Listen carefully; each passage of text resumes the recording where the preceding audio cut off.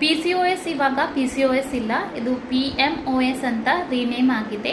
So PMOS ಅಂತ ಅಂದರೆ poly endocrine metabolic ovarian syndrome ಅಂತ ಅರ್ಥ ಆಗುತ್ತೆ.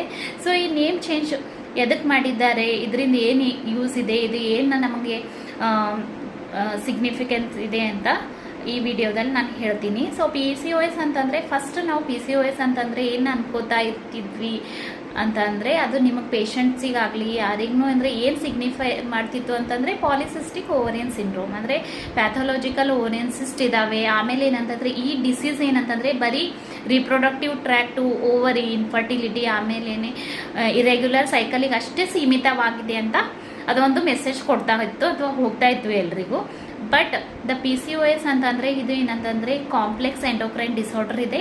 ಇದು ಏನಂತಂದರೆ ಬರೀ ಓವರಿಗೆ ಸೀಮಿತವಲ್ಲದೇನೆ ಬೇರೆ ಎಂಡೋಕ್ರೈನ್ ಸಿಸ್ಟಮ್ಸ್ ಮೆಟಬಾಲಿಕ್ ಡಿಸ್ಟರ್ಬೆನ್ಸು ಇರುತ್ತೆ. ಲೈಕ್ ಏನಂತಂದರೆ ಇನ್ಸುಲಿನ್ ರೆಸಿಸ್ಟೆನ್ಸು, ಆಮೇಲೆ ಏನಂದರೆ hormonal imbalance like increase in the male hormones that causing acne, hirsutism. ಅದ್ರ ಜೊತೆ ಏನಂತಂದರೆ the risk of diabetes, hypertension, the dyslipidaemia, cholesterol ಹೆಚ್ಚಾಗೋದು. ಆಮೇಲೆ ಅಂದರೆ ಓವರ್ ಅ ಲಾಂಗ್ ಟರ್ಮ್ ಒಂದು 10 to 15 ಇಯರ್ PCOD ಇದ್ದವರಿಗೆ ಏನಂತಂದರೆ the risk of ovarian cancer, endometrial cancer ಅದೆಲ್ಲ ಜಾಸ್ತಿ ಇರುತ್ತೆ.